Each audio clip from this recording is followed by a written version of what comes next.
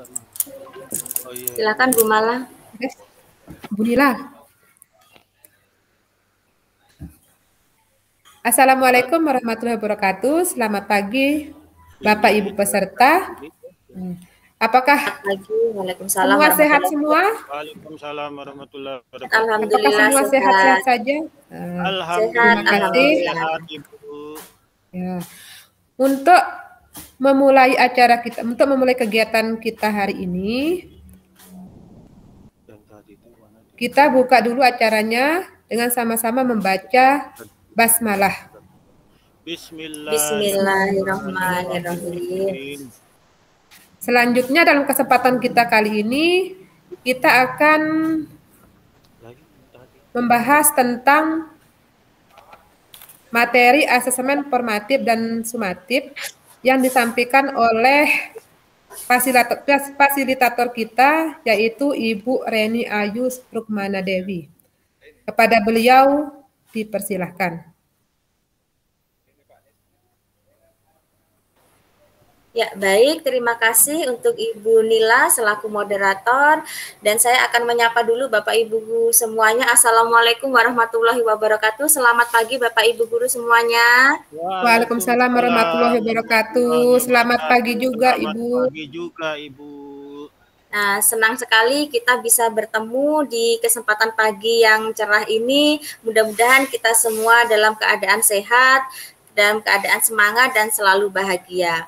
Nah, Bapak Ibu, untuk mengawali perjumpaan kita, untuk memulai materi, mari kita ice breaking dulu supaya konsentrasi kita lebih terpusat. Siap ya Bapak Ibu? Saya akan menyanyikan lagu Kalau Kau Suka Hati Tepuk Tangan. Tetapi kalau tepuk tangan, Bapak Ibunya bilang hore. Kalau saya bilang hore, Bapak Ibunya nanti tepuk tangan. Gitu ya?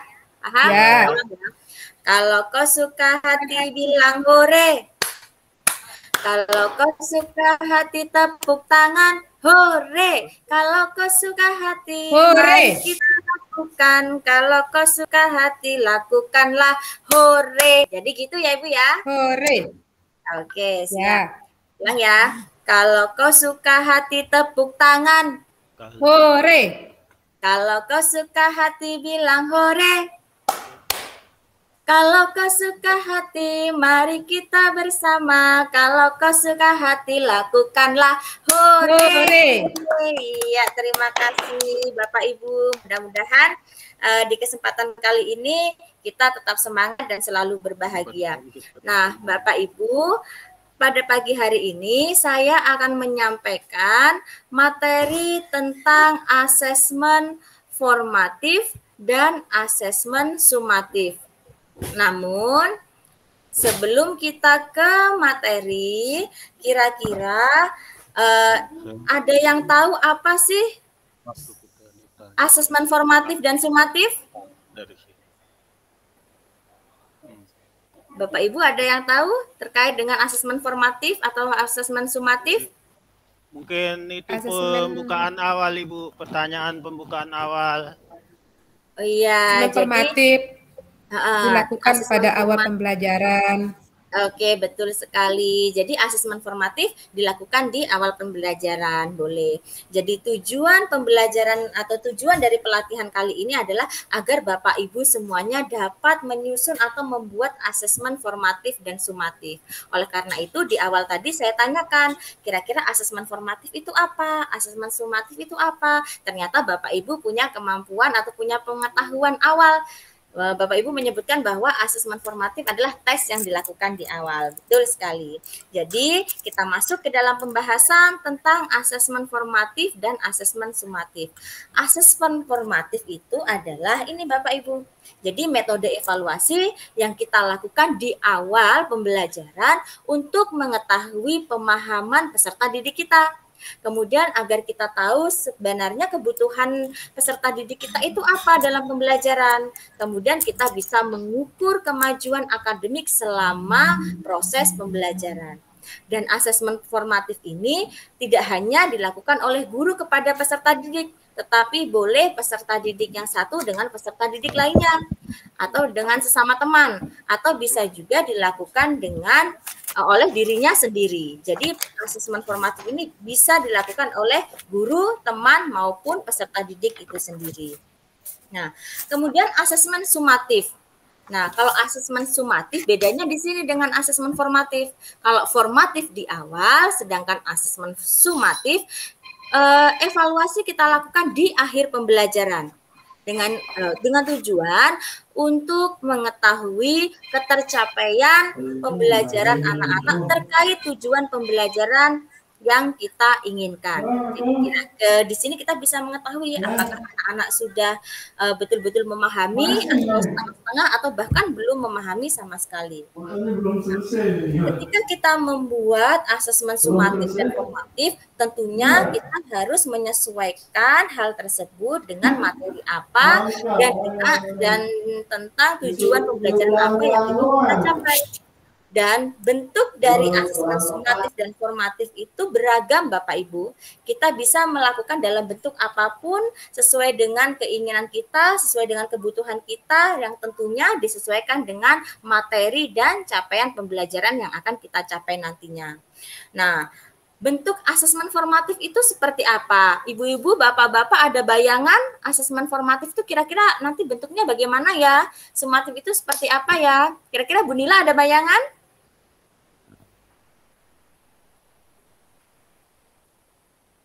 Halo?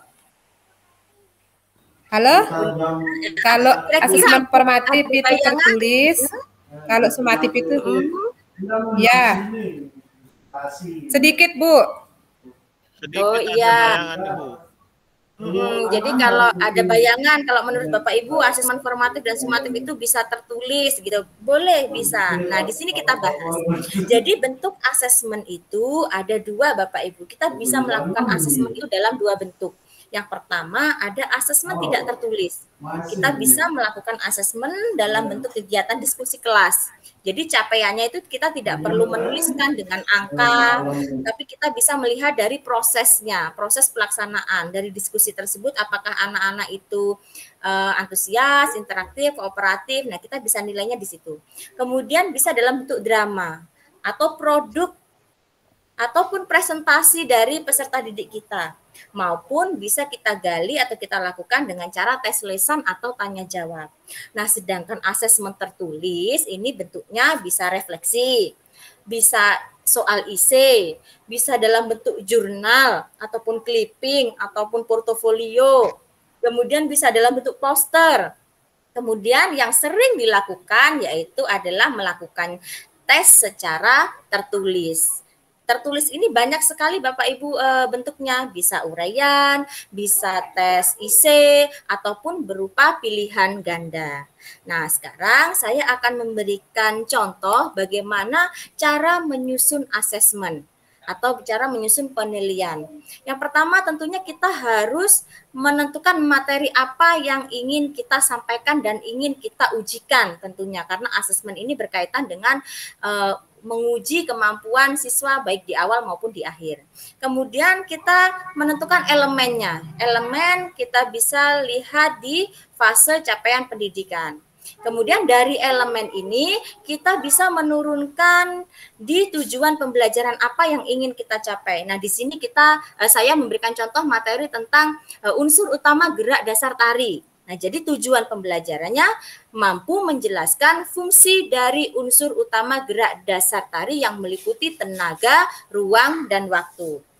Nah, kemudian kita juga jangan lupa masukkan elemen profil Pancasila dalam proses kegiatan pembelajaran kita. Seperti di sini saya contohkan mandiri dan bernalar kritis. Nah, hal ini bisa kita lihat dari proses diskusi di kelas atau proses penerimaan materi saat di kelas. Bagaimana peserta didik kita apakah sudah mandiri, mampu menunjukkan sikap mandiri atau mampu menunjukkan sikap bernalar kritis. Nah, di situ kita bisa lihat. Kemudian capaian pembelajaran yang akan dicapai dari pembelajaran kita. Peserta didik mampu menjelaskan fungsi dari unsur utama gerak dasar tari yang meliputi tenaga, ruang, dan waktu. Dan jangan lupa kita menentukan bentuk tesnya. Di sini saya contohkan tes tertulis, bentuknya pilihan ganda maupun IC. Nah, seperti apa bentuknya? Kira-kira Bapak Ibu sampai sini paham? Paham, Insyaallah Bu. bisa dipahami, Bu. Nah, kalau paham, supaya lebih paham lagi, supaya Bapak Ibu nanti bisa menyusun asesmen dengan mudah. Nah, ini ada contoh asesmen formatif yang ranahnya kognitif. Jadi, kalau ranah kognitif itu kita bisa menggali informasi terkait dengan karakter siswa, emosional siswa, lingkungan keluarga siswa, maupun potensi yang dimiliki siswa. Dan tapi tidak lepas dari materi yang kita sampaikan. Karena di sini materinya tari, berarti saya ingin menggali minat, karakter, atau potensi siswa, atau keinginan siswa bagaimana terhadap sebuah tarian. Nah, di situ saya tanya kepada siswa, bagaimana perasaanmu saat kamu diminta untuk menampilkan gerak tari? Kalau jawaban mereka itu, saya senang Bu, saya semangat. Oh, berarti dia ada potensi atau ada bakat di tari. Kalau dia malu-malu Bu, tidak berani, berarti bakatnya bukan di situ. Jadi dari sini kita bisa tahu karakteristik emosional bahkan lingkungan keluarga peserta didik. Kemudian ada contoh asesmen formatif di awal, tes di awal yang ranahnya kognitif. Jadi kita tahu seberapa jauh pemahaman anak-anak dalam sebuah materi. Di sini saya ingin menguji seberapa jauh sih pemahaman anak-anak tentang materi tari. Jadi saya kasih pertanyaan stimulus atau pertanyaan rangsangan yang ranahnya lebih luas lagi dari materi yang akan saya sampaikan. Nah, contohnya di sini, jelaskan apa yang kalian ketahui tentang gerak tari. Nah, kemungkinan jawabannya, kalau anak-anak itu menjawab benar sesuai dengan kemungkinan jawaban, gerak merupakan bagian terpenting dalam proses terciptanya tari. Kalau jawabannya sesuai, oh berarti anak-anak punya pemahaman yang baik. Tapi ketika jawabannya kurang sesuai, berarti pemahaman anak-anak masih belum sempurna terhadap pembelajaran materi tari ini. Oleh karena itu, nanti di dalam kegiatan pembelajarannya, maka saya akan tekankan lebih dalam lagi terkait materi tari supaya anak-anak lebih paham lagi. Begitu ya Bapak Ibu ya. Kemudian di sini ada contoh asesmen sumatif. Nah, ini asesmen atau penilaian yang saya lakukan di akhir pembelajaran. Setelah pembelajaran selesai, setelah anak-anak mengikuti materi, baru saya lakukan tes atau memberikan soal kepada anak-anak supaya saya dapat mengetahui apakah anak-anak betul-betul paham atau masih setengah-setengah atau belum sama sekali bahkan. Nah, di sini saya contohkan bentuk soalnya pilihan ganda. Nah, berkaitan dengan tempo, cepat lambat, gerakan merupakan pengertian unsur utama gerak tari yaitu A ruang, B tenaga, C waktu, D pola lantai. Nah, di sini kita juga harus menyiapkan kemungkinan jawaban. Nah, kemungkinan jawabannya bagaimana? Nah, jika anak-anak memilih A, jawaban tidak sesuai. Karena A merupakan ruang pergerakan yang dilakukan penari. Jadi kita harus menjelaskan kenapa A itu tidak sesuai, kenapa A itu salah. Kemudian jika anak-anak memilih jawaban B, B juga tidak sesuai. Karena B merupakan energi yang dihasilkan pada saat bergerak. Dan ketika anak-anak memilih jawaban C, maka jawabannya sesuai karena memang itu jawaban dari soal yang ditanyakan. Dan memilih D, kenapa memilih D itu tidak sesuai? Karena D merupakan lintasan yang membentuk posisi penari. Jadi ketika kita membuat kemungkinan jawaban, kita juga harus memberikan alasan kenapa jawaban itu tidak sesuai dan kenapa jawaban itu sesuai gitu ya Bapak Ibu ya. Nah, sampai sini apakah ada yang perlu ditanyakan Bapak Ibu semuanya? Udah paham, Bu. Baik, setelah saya memaparkan materi ini, saya kembalikan ke moderator untuk memimpin jalannya diskusi. Silakan Ibu moderator. Terima kasih Bu Fasilitator atas pemaparan materi dari asesmen formatif dan asesmen sumatif. Mungkin ada Bapak Ibu yang akan menanggapi atau menanyakan tentang asesmen formatif dan asesmen sumatif. Silakan Bapak Ibu. Mungkin ada yang bertanya. Saya Ibu mau Ya, tanya kita persilahkan sedikit. Pak Sahruman untuk bertanya. Di sini yang kurang bisa saya pahami di sini tentang asesmen formatif dan asesmen sumatif di sini. Yang mau saya tanyakan, apa fungsi membangun keseimbangan asesmen formatif dan asesmen sumatif? Itu aja, Ibu. Silakan, mungkin ada yang mau menanggapi? Kayaknya sudah paham semua yang lain, Bu. Mungkin langsung dijawab, Ibu. Ya, Dari baik, pertanyaan terima Pak Sahruman. kasih. Ya, baik, terima kasih Ibu Moderator dan Pak Syahruman. Jadi saya akan mencoba menjawab dari pertanyaan Pak Syahruman, apa fungsi membangun keseimbangan asesmen formatif dan sumatif. Tentunya ketika kita ingin melihat ketercapaian anak-anak atau peserta didik kita melakukan asesmen antara asesmen formatif dan asesmen sumatif. Tes di awal dan tes di akhir itu harus seimbang. Kenapa? Agar apa yang kita harapkan dari tujuan pembelajaran itu dapat tercapai sesuai dengan harapan kita. Karena pada dasarnya melakukan asesmen antara formatif dan sumatif seperti yang saya bilang tadi harus seimbang. Jadi kita sudah tahu kemampuan di awalnya, kemudian kita berikan materi, kita perdalam lagi. Nah, dari hasil pemberian kita materi itu kita dapat menguji, memberikan asesmen sumatifnya untuk mengetahui seberapa jauh pemahaman anak-anak tersebut. Jadi kita bisa melakukan tes formatifnya bisa dengan tanya jawab, bisa dengan tes tulis atau IC. Kemudian di tes akhirnya, di finalnya setelah kita memberikan materi, kita juga memberikan pertanyaan terkait dengan materi yang sudah kita sampaikan. Mungkin begitu Pak Syahruman, Ibu Moderator. Ya, bagaimana Pak Sahruman? Sudah jelas? Terima kasih Bu, udah jelas sekali apa yang sudah dipaparkan sama Ibu tadi. Tapi ada sedikit ganjalan, ini mungkin lagi satu bisa ditanyakan Ibu ya. Ya, yang mau saya tanyakan lagi di sini tentang kira-kira metode apa sih yang sesuai yang dilakukan pada asesmen formatif maupun asesmen sumatif untuk mengevaluasi pembelajaran Ibu. Ya, metode-metode yang sesuai di sini ya. Nah, itu pertanyaannya Pak Sahruman, Ibu fasilitator, silakan dijawab langsung. Iya, siap.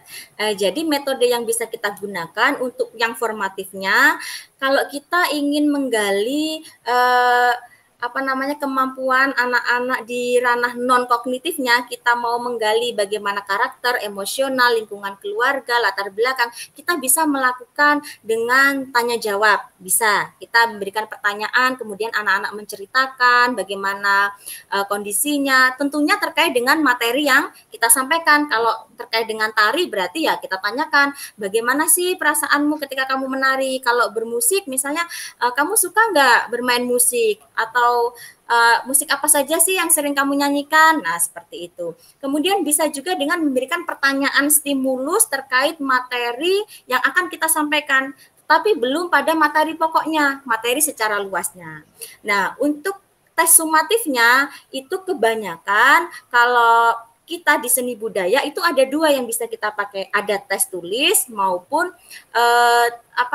mempresentasikan ataupun memperagakan. Kalau misalnya menyanyi, menari, bisa tes akhirnya menampilkan karya tari, menampilkan cara bernyanyi yang baik. Nah, dari situ kita bisa melihat.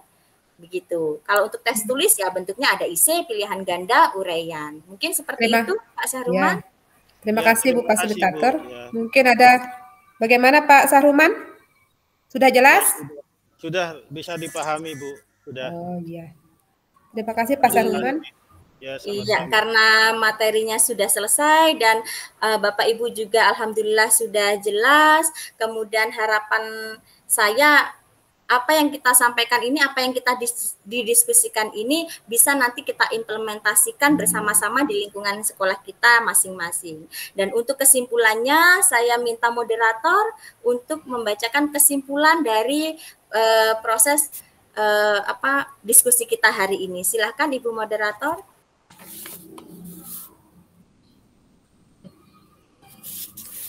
Ya, terima kasih Ibu Fasilitator. Nah, jadinya kita dari paparan materi tadi dapat disimpulkan bahwa asesmen digunakan sebagai cara untuk mengukur capaian pembelajaran siswa terkait materi yang sudah dipelajari. Nah, di mana asesmen dapat dilakukan di awal maupun di akhir proses pembelajaran. Nah, bentuk dari asesmen formatif dan sumatif sangat beragam, dapat kita sesuaikan dengan kebutuhan kita di lingkungan sekolah. Nah, itulah kesimpulannya. Terima kasih Ibu Moderator atas kesimpulannya. Harapan saya Bapak Ibu kita semua tetap semangat, tetap bahagia, jangan putus asa, tetap semangat belajar untuk mencari informasi-informasi baru dan ilmu-ilmu baru serta mendapatkan pengalaman-pengalaman baru. Nah, demikian yang bisa saya sampaikan. Untuk menutup kegiatan kali ini, saya serahkan kembali ke moderator untuk menutup acara kita pada pagi hari ini. Silahkan. Ya, terima kasih. Nah, untuk lebih barokahnya, kita tutup acara ini, kegiatan ini, dengan sama-sama membaca Alhamdulillah. Alhamdulillahirrahmanirrahim. Sekian, Assalamualaikum warahmatullahi wabarakatuh. Waalaikumsalam warahmatullahi wabarakatuh.